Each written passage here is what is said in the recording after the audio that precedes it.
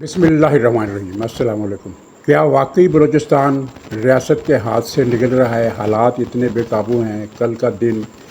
بلوچستان کی تاریخ میں ریاست کے لیے بدترین دن تھا، اور اتنی بڑی انسرجنسی اس طرح بے قابو دنیا کے کسی اور علاقے میں نہیں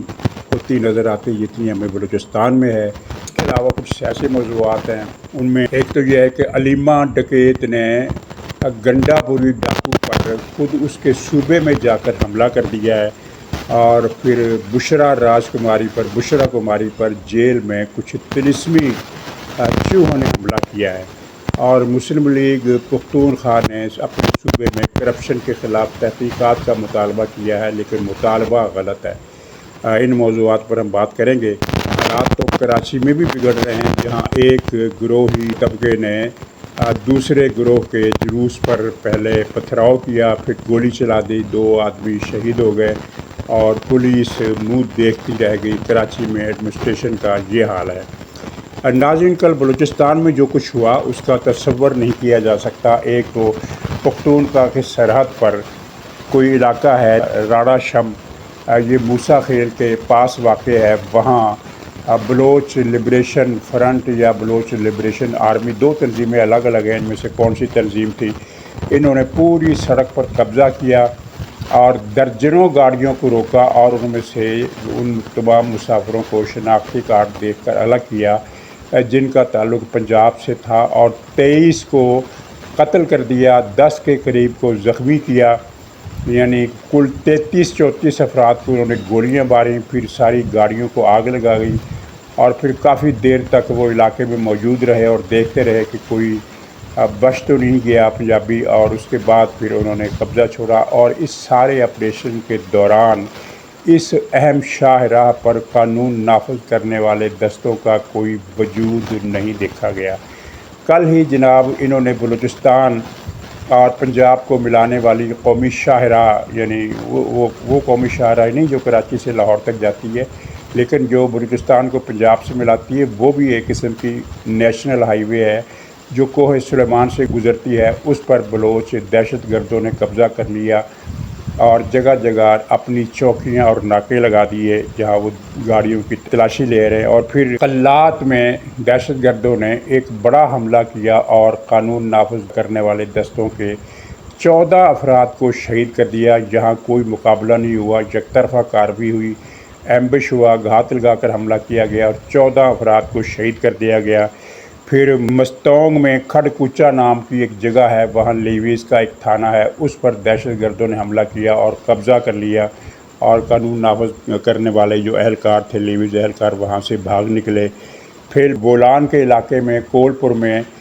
4 پنجابی مزدوروں کو قتل کیا گیا۔ پھر اس کے علاوہ بولان کے علاقے میں دوزان کے مقام پر قومی ریلوے لائن، یعنی جو مین ریلوے لائن ہے جو لاہور سے جب کراچی جاتی ہے تو روہڑی سے یہ پھر کوئٹہ جاتی ہے، اس کو بھی نیشنل ریلوے لائن، مین ریلوے لائن تصور کیا جاتا ہے، اور اس کا ایک پل پورے کا پورا انہوں نے اڑا دیا، جس کی وجہ سے بلوچستان کا باقی صوبوں سے، سندھ اور پنجاب سے ریلوے رابطہ کٹ کر رہ گیا ہے۔ اسی روز پختونخوا میں بھی خوارج نے کارروائی کی اور رزمک شہر میں دھماکہ کر کے 4 افراد کو شہید کر دیا۔ ناظرین، میں نے شروع میں کہا کہ اتنی بڑی انسرجنسی کی مثال نہیں ملتی، تو آپ کہیں گے کہ بنگلہ دیش میں، مشرقی پاکستان میں اس سے بھی بڑی انسرجنسی ہوئی تھی، لیکن اس کی مثال ہم اس لیے یہاں غیر موضوع سمجھتے ہیں کہ ایک تو اس صوبے کی آبادی بہت زیادہ تھی، 6.5-7 کروڑ کی آبادی تھی جو بغاوت پر اتر آئی تھی، یا اس کا ایک بہت بڑا حصہ بغاوت پر اتر آیا تھا۔ اور دوسری وجہ یہ تھی کہ اس میں صرف مقامی باغی نہیں تھے، بلکہ انڈیا کی آرمی بھیس بدل کر سویلینز کے روپ میں مشرقی پاکستان میں داخل ہو گئی تھی۔ ہزاروں بھارتی فوجی عام بنگالیوں کے روپ میں مسلح ہو کر پاکستانی فوج پر حملے کر رہے تھے، جبکہ بلوچستان میں جو کچھ ہو رہا ہے، یہ مقامی بلوچ ہیں، ان کے پیچھے بلا شبہ 2 غیر ملکی طاقتیں ہیں، اور یہ جو ہمارے لوگ کہتے ہیں کہ یہ صرف ان کے پیچھے ہے، تو وہ غلط ہے، ان کی معلومات نامکمل ہیں۔ صرف نہیں ہے، بلکہ افغانستان میں خارجیوں کا جو امیر اعلیٰ ہے، ملا شیطان زادہ ہیبت اللہ، وہ بھی ان کے پیچھے ہے اور ٹی ٹی پی کی ان سے ہاتھ جوڑی کوئی نئی خبر نہیں ہے، کافی عرصہ پہلے ان کی ہاتھ جوڑی ہو گئی ہے۔ اور وہ جو عمران خان کا پلان ہے پاکستان کو 3 ٹکڑے کرنے کا، اس میں اب یہ بلوچستان کی انسرجنسی کو شامل کر لیا گیا ہے، اور لوگ پاکستان بھر کے لوگ سہم کر رہ گئے ہیں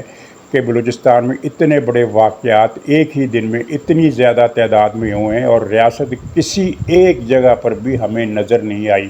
نہ وہ کوہ سلیمان کے علاقے میں نظر آئی، نہ وہ بولان کے علاقے میں نظر آئی، نہ یہ راڑا شم کے علاقے میں، موسیٰ خیل کے علاقے میں نظر آئی، نہ کول پور میں نظر آئی، نہ مستونگ میں نظر آئی، کہیں بھی ہمیں ریاست کا وجود نظر نہیں آیا، اور وہ یک طرفہ کارروائی کرتے رہے۔ اب اس سلسلے میں ایک تنزیہ مطالبہ سامنے آیا ہے، وہ یہ ہے کہ حکومت پاکستان ایک قانون کے تحت پابندی لگا دے کہ کوئی پنجابی شخص بلوچستان میں داخل نہیں ہوگا، کیونکہ جو بھی پنجابی بلوچستان میں جاتا ہے قتل کر دیا جاتا ہے۔ تو اس کا مطلب یہ ہے کہ پنجابیوں کے قتل کی ذمہ دار حکومت ہے، جو پنجابیوں کی حفاظت تو نہیں کر سکتی اور ان کو پھر بلوچستان میں جانے سے روکتی بھی نہیں ہے، تو یہ ذمہ داری پھر حکومت پر عائد ہوئی۔ اچھا، یہ پنجابیوں کو کیوں قتل کیا جاتا ہے؟ حالانکہ بلوچستان میں جو ظلم کا آغاز کیا تھا وہ تھا بابائے دہشت گردی، father of terrorism, Pervez Musharraf, وہ پنجابی نہیں تھا، اور بلوچستان میں جن فورسز سے بلوچ عوام کو یا بلوچ گوریلوں کو یا جن کو بھی جو بھی جھوٹا سچا شکوہ رہا ہے، وہ کوئی پنجابی فوجی نہیں ہے، وہ پشتون فوجی ہیں۔ ان کے بقول جو ان سے زیادتی کرتے ہیں، میں نہیں کہہ رہا، میں ان کی بات کر رہا ہوں کہ ایف سی ہے یا اس طرح کے ادارے ہیں، تو ان میں کوئی بھی پنجابی نہیں ہے۔ لیکن پنجابیوں کو مارنا اس لیے ضروری ہے کہ پنجابیوں کو ماریں گے تو وفاق ٹوٹے گا۔ یہ وفاق کو توڑنے کی، بلوچستان کو پاکستان سے علیحدہ کرنے کی سازش ہے، جس میں کم سے کم 3 پڑوسی ملک انسرجنسی کی حمایت کر رہے ہیں۔ بھارت سب سے زیادہ ہے، جو پیسہ بھی دے رہا ہے، جو ہتھیار بھی دے رہا ہے، اور اس کے بعد ملا شیطان زادہ، اخوند زادہ، ہیبت اللہ، یہ ہتھیار بھی دے رہا ہے اور ٹریننگ بھی دے رہا ہے۔ یہ صرف ٹی ٹی پی والوں کو ٹریننگ نہیں دے رہا، بلکہ یہ بی ایل اے کو بھی تربیت دے رہا ہے، اور بی ایل اے صرف بڑی طاقت تو وہاں بی ایل اے ہے، لیکن بلوچستان لبریشن فورس نام کی ایک تنظیم بھی موجود ہے جو اپنے طور پر جدا گانہ کارروائیاں کر رہی ہے، لیکن مقصد ایک ہی ہے، پاکستان کو بلوچستان سے الگ کرنا۔ اچھا، اس میں ریاست کی کوتاہی کیا ہے؟ ایک تو آپ نے یہ کوتاہی دیکھ لی کہ کل پورے بلوچستان میں کسی بھی جگہ ہمیں ریاستی رد عمل نظر نہیں آیا، فوری جو موقع پر کیا جاتا ہے۔ بعد ازاں انہوں نے کچھ چھاپہ مار کارروائیاں کی، تلاشی مہم لی، اور مختلف 1-2 مقامات پر انہوں نے کوئی 12 گوریلے گھیر کر مار ڈالے، لیکن ظاہر ہے اس سے ان کا ازالہ نہیں ہوا۔ سوال یہ ہے کہ جب یہ بلوچ لبریشن فرنٹ والے یا آرمی والے جب کارروائی کرتے ہیں اور پھر علاقے میں دیر تک موجود رہتے ہیں، ہٹ اینڈ رن والا معاملہ ہمیں وہاں نظر نہیں آتا۔ وہاں تو وہ قبضہ کرتے ہیں اور پھر کافی دیر کے بعد اپنی مرضی سے جب سمجھتے ہیں کہ آپریشن مکمل ہو گیا اور ہمارا ٹیرر نافذ ہو گیا، تو اس کے بعد پھر وہ علاقے سے نکل جاتے ہیں۔ ناظرین، اس کا پس منظر بڑا دردناک ہے۔ اس میں بلوچ سرداروں کا بھی ذکر کروں گا کہ جن کو دیکھ کر ایک اور واقعے کی مجھے یاد آتی ہے، وہ واقعہ میں آپ کے سامنے ابھی رکھتا ہوں۔ لیکن یہ واقعہ معاملہ سلسلہ شروع ہوا پرویز مشرف کے دور میں، جب یہ 2005 کا واقعہ ہے، جب ایک پنجابی ڈاکٹر خاتون شازیہ، اس کو ایک فوج کے کسی افسر نے، میجر نے غالباً ریپ کا نشانہ بنایا اور اس پر تشدد بھی کیا۔ تو اکبر بگٹی نے کہا کہ یہ واقعہ چونکہ میرے علاقے میں پیش آیا ہے، لیکن اس لیے پرویز مشرف اس میجر کو گرفتار کر کے اسے سنگین جرم کی سزا دے۔ ظاہر ہے بہت ہی سنگین جرم ہوتا ہے یہ، جبری کسی کی عصمت دری کرنا اور پھر اسے ٹارچر کرنا اور اسے پھر دھمکیاں دینا۔ وہ ملک چھوڑ کر چلی گئی۔ پرویز مشرف نے اس کا مطالبہ ماننے کے بجائے بلوچستان میں اکبر بگٹی اور اس کے خاندان اور قبیلے کے سینکڑوں لوگ، جن میں 200 کے قریب بچے بتائے گئے ہیں، اس نے بم مار کر شہید کر دیے۔ سینکڑوں لوگ ایک ہی واقعے میں شہید ہو گئے، اور یہ وہی پرویز مشرف ہے جس نے لال مسجد میں سینکڑوں یا شاید 1000 سے زیادہ بچیاں زندہ جلا دی تھی اور مسجد کو نظر آتش کر کے اس کا نام و نشان مٹا دیا تھا۔ یہ وہی پرویز مشرف ہے جس کو میں باوائے دہشت گردی کہتا ہوں، فادر آف دی ٹیررزم کہتا ہوں۔ اسی لیے پرویز مشرف نے ہی وہ دہشت گردی شروع کی جو بعد میں ٹی ٹی پی بنی، اور پرویز مشرف نے ہی بلوچستان میں وہ دہشت گردی شروع کی جس کا جو آج ایک بھیانک عفریت بن کر ہمیں ڈرا رہا ہے۔ ڈرا اس لیے رہا ہے کہ ہمیں یعنی نہیں اندازہ ہو رہا کہ ہم اس کا مقابلہ کر پائیں گے یا نہیں۔ اور پھر پرویز مشرف تو خیر جہنم واصل ہو گیا اپنے وقت پر، لیکن پرویز مشرف کے بعد جو بھی آیا اس نے پرویز مشرف کی پالیسی کو جاری رکھا اور بلوچستان میں دہشت گردوں کی فصل کاشت ہونے لگی۔ پرویز مشرف کے بعد کیانی آیا، آصف علی زرداری صدر تھے، اس نے بلوچستان میں امن پیدا کرنے کے لیے کچھ اقدامات کرنے کی کوشش کی، اقدامات وہ کر نہیں پایا۔ کوشش کی، صرف کوشش کے جرم میں کیانی نے اسے نشان عبرت بنا دیا، اس کی حکومت چلنے نہیں دی اور اس پر کرپشن کے ایسے الزامات لگائے جو آج بھی عمران خان دہراتا ہے، لیکن اس کا ثبوت کسی ادارے کے پاس نہیں ہے۔ ہو سکتا ہے زرداری نے کرپشن کی ہو، لیکن کیانی نے اسے کرپشن پر نشان عبرت نہیں بنایا، اسے اس بات پر نشان عبرت بنایا کہ اس نے بلوچوں کو حق دینے کی بات کیوں کی، کیونکہ کیانی سمجھتا تھا کہ بلوچی ایک غیر انسانی قوم ہے، ان کا خاتمہ ضروری ہے، ان کی نسل کشی ضروری ہے، ان کو صفحہ ہستی سے مٹا دینا ضروری ہے۔ کیانی کے بعد رحیل شریف آیا اور اس وقت نواز شریف نے ایک ناممکن کام ممکن کر دکھایا تھا۔ بلوچستان کی دہشت گردی نواز شریف نے حکومت میں آتے ہی ایسے اقدامات کیے۔ ڈاکٹر عبد المالک ایک قوم پرست بلوچ لیڈر تھے، سردار نہیں تھے، وہ ورکر کلاس کے بلوچ لیڈر تھے۔ بلوچستان میں قیادت جو ہے بلوچوں کی وہ دو قسم کی ہے، دوسری قسم کی قیادت کا میں ذکر کرتا ہوں۔ تو وہ عوامی سطح کے بلوچوں کے لیڈر تھے اور انہوں نے پھر ایسے اقدامات کیے کہ بلوچستان میں تقریباً مکمل امن ہو گیا اور لوگوں کو یقین نہیں آ رہا تھا کہ مشرف کی لگائی گئی آگ اور کیانی کی بھڑکائی گئی آگ میں اتنی جلدی قابو پایا جا سکتا ہے۔ اس پر پھر رحیل شریف بھڑک اٹھا۔ رحیل شریف کے بلوچوں کے بارے میں وہی نظریات تھے جو کیانی کے تھے اور جو پرویز مشرف کے تھے، چنانچہ پھر نواز شریف کو بھی عبرت کا نشان بنا دیا گیا۔ اور رحیل شریف کے بعد یہ بجو باجوہ آیا جو سارے شیطانوں سے بڑھ کر شیطان نکلا، اس نے بلوچستان میں مزید آگ لگائی۔ اور ناظرین، بلوچستان میں جتنے بھی لوگ مقامی ذمہ داریوں پر فائز کیے گئے ان سب نے بلوچستان کی آگ بھڑکانے میں اپنا حصہ ڈالا، اور ان میں سے ہر ایک جب بلوچستان سے رخصت ہوا اپنا ٹینیور پورا کر کے، تو ان میں سے کوئی بھی کروڑ پتی چھوڑے ارب پتی بھی نہیں تھا، سب کے سب کھرب پتی تھے۔ کیا وہ جنرل پزا باجوہ اور کیا پاغفورہ، سب نے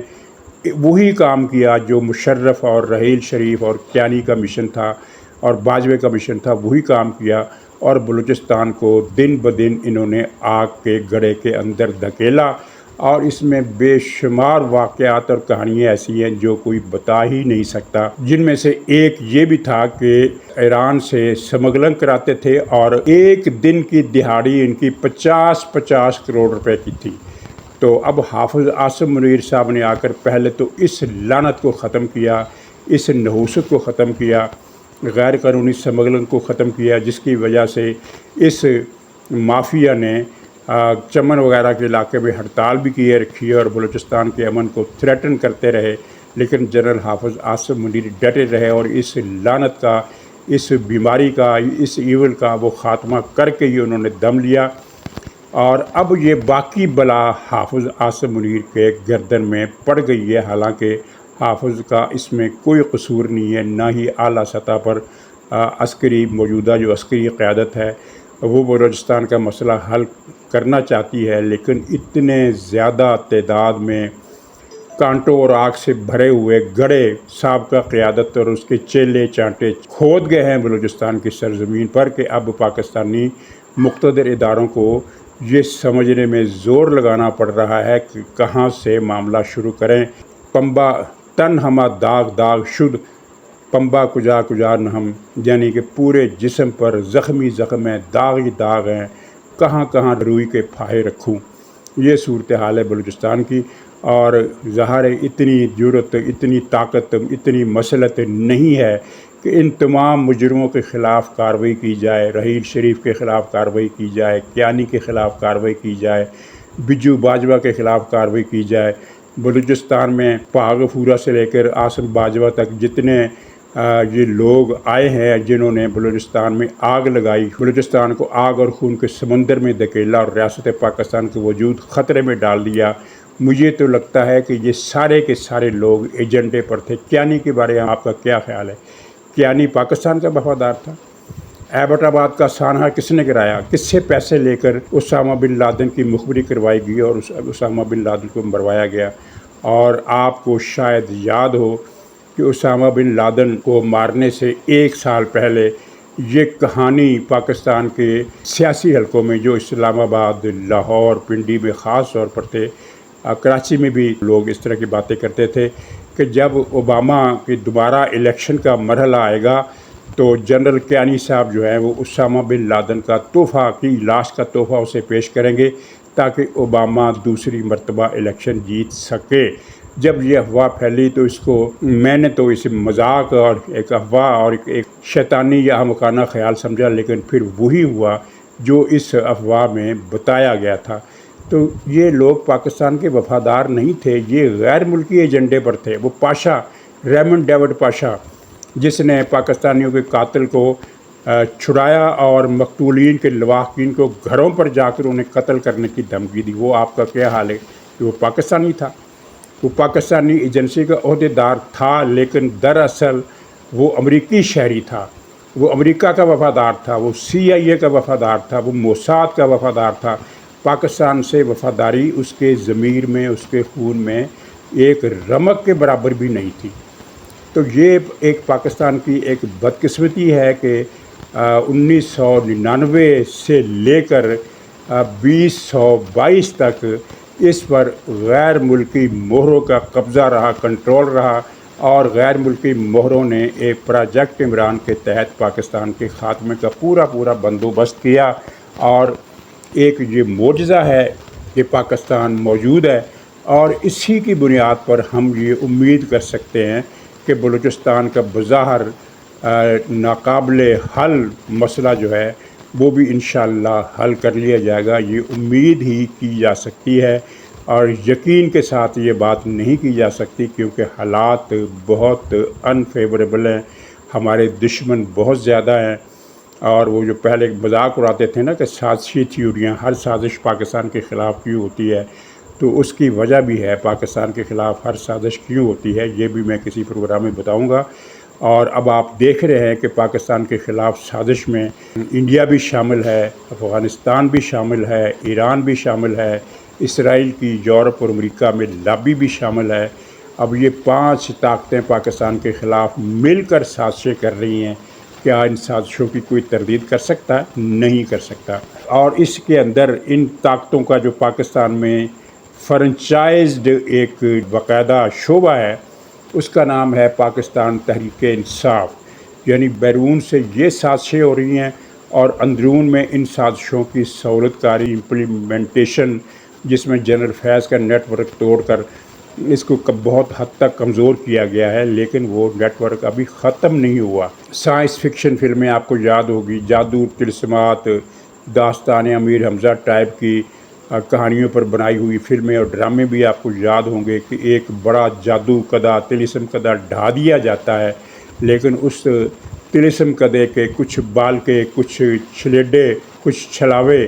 ادھر ادھر موجود ہوتے ہیں، وہ ان کو پھر باری باری پھر نشانہ بنایا جاتا ہے، تب کہیں جا کر طلسم کا مکمل خاتمہ ہوتا ہے۔ تو ناظرین، اب طلسم سے مجھے یاد آ گیا دوسرا پوائنٹ۔ بشرا کماری نے عدالت میں شکایت کی ہے کہ اس کے کمرے میں چوہے آ گئے ہیں اور وہ مجھے تنگ کر رہے ہیں۔ اچھا، اس جیل میں، اڈیالہ جیل میں، کسی اور قیدی نے یہ شکایت نہیں کی کہ اس کے کمرے میں چوہے آ گئے۔ یہ چوہے بشرا کے کمرے میں کہاں سے آ گئے؟ تو 2 ہی صورتیں ہو سکتی ہیں، یا تو حکومت نے اسپیشل بندوبست کیا اور اس کے کمرے میں چوہے چھوڑے۔ اگر یہ بات ہوتی تو پھر بشرا کو یہ بتانا چاہیے تھا کہ چوہے آئے نہیں ہیں، چوہے چھوڑے گئے ہیں، لیکن اس نے چوہے چھوڑے گئے کا لفظ استعمال نہیں کیا، اس نے جو فقرہ استعمال کیا ہے وہ کہا ہے کہ میرے کمرے میں چوہے ہیں جو مجھے تنگ کر رہے ہیں۔ تو اب ازراہ تفنن ہم یہ کہہ سکتے ہیں کہ یہ جو کالی عملیات، کالا علم ہوتا ہے، کالی ودیا ہوتی ہے، اس کے لیے جو موکل اور بیر استعمال ہوتے ہیں ان میں سے ایک قسم ایسی ہے جس کی شکل چوہوں جیسی ہوتی ہے اور جو چوہے جیسے ہی ہوتے ہیں۔ تو ازراہ تفنن میں ایک لائٹر نوٹ میں بات کر رہا ہوں کہ بشریٰ کماری صاحبہ یاد کریں کہ ان سے کسی عمل کے دوران کوئی سدھ پٹھ تو نہیں ہو گئی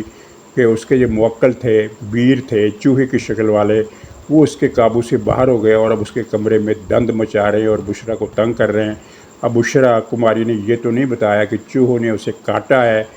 یا صرف اچھل کود کر کے اس کو تنگ کر رہے ہیں۔ اگر یہ موکلوں کا مسئلہ ہے تو وہ اپنے عملیات کا جائزہ لے کہ اس کے عملیات کی طاقت جو ہے، اس کی جو شکتی ہے، کالی شکتی، وہ اتنی کمزور کیوں پڑ گئی ہے کہ وہ چوہ کا مقابلہ بھی نہیں کر سکتی۔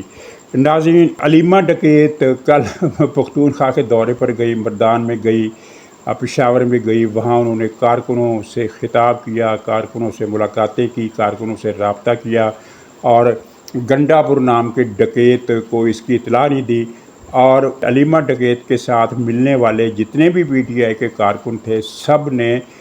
گنڈا پوری ڈکیت کو، گنڈا پوری ڈاکو کو گالیاں دیں اور کہا کہ یہ اس نے کرپشن کر رکھی ہے، اس نے فلاں گڑبڑ کی ہے، اس نے فلاں گڑبڑ کی ہے، اس نے فلاں گڑبڑ کی ہے۔ تو اب گنڈا پوری گنڈے کے لیے، گنڈا پوری گنڈے ڈکیت کے لیے یہ ایک اور مسئلہ پیدا ہو گیا۔ شکیل کے مستعفی ہونے کے بعد وہ جو صوبائی وزیر مستعفی ہوا تھا اور جس نے ایک الزامات لگائے تھے، تو اب علیمہ بی بی اس کے خلاف ایک مسئلہ بن گئی ہے، کیونکہ علیمہ یہ سمجھتی ہے، یہ میں آپ کو اندر کی بات بتا رہا ہوں، لیکن اندر کی بات ایسی نہیں ہے کہ جو سب سے چھپی ہوئی ہے، سب کو پتہ بھی ہے کہ علیمہ بی بی سمجھتی ہے کہ گنڈا پوری ڈکیت جو ہے وہ بشریٰ ڈکیت، بشریٰ جادوگرنی کا ساتھی ہے، اس کی فیور کرتا ہے۔ تو علیمہ باجی، علیمہ ڈکیت جو ہے گنڈا پور کو اس کا سبق سکھانا چاہتی ہے، مزہ چکھانا چاہتی ہے۔ تو اب یہ دیکھتے ہیں کہ اس کشمکش کا کیا نتیجہ نکلتا ہے۔ ناظرین، پی ٹی آئی نے سپریم کورٹ سے رجوع کر لیا اور کہا ہے کہ 12 جولائی کا جو فیصلہ تھا اس پر عمل کے لیے الیکشن کمشنر کو حکم دیا جائے کہ وہ اس فیصلے پر عمل کرتے ہوئے پی ٹی آئی کے وہ جو سنی اتحاد تحریک کونسل جو ہے، پتہ نہیں اس کا پورا نام کیا ہے، اتحاد سنی تحریک کونسل، اس کے جو ممبر ہیں ان کو پی ٹی آئی میں شامل کرنے کا جو حکم دیا تھا حکومت نے، ویسے عدالت نے، ویسے یہ بھی دنیا کا ایک انوکھا واقعہ تھا کہ عدالت ایک پارٹی کے 41 ارکان کو حکم دے رہی ہے کہ وہ اس پارٹی کو چھوڑ کر دوسری پارٹی میں شامل ہو جائیں، یعنی لوٹا کریسی بائی آرڈر بائی ہتھوڑا۔ تو خیر پی ٹی آئی نے اب وہ ریٹ کر دی ہے، کرمنل قسم کا وکیل ہے اس کے ذریعے۔ اچھا، لیکن پی ٹی آئی والوں کو یہ یاد نہیں ہے کہ وہ 12 جولائی کا جو حکم ہے اس کو پارلیمنٹ نے غیر مؤثر کر دیا ہے، کالعدم کر دیا ہے۔ اس حکم کی اب کوئی حیثیت ہے نہ کوئی اوقات، تو اس پر عمل نہیں ہو سکتا۔ اب یہ بھنڈارا شنڈارا جو وکیل انہوں نے کیا، یہ کیا کر سکتا؟ کچھ نہیں کر سکتا۔ تو ناظرین، اجازت دیجیے، انشاءاللہ اگلے پروگرام میں پھر ملاقات ہوگی، تب تک کے لیے خدا حافظ۔